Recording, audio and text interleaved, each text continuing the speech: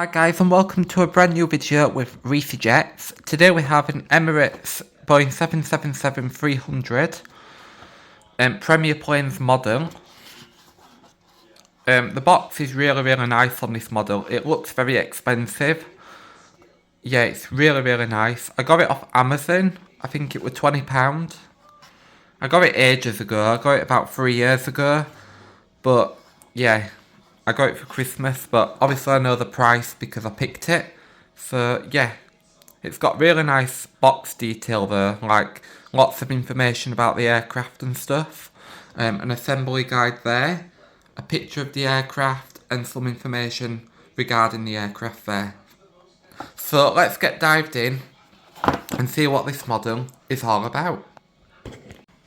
So this is the actual model. It is a really nice model. I like it a lot. It's got so much detail on it.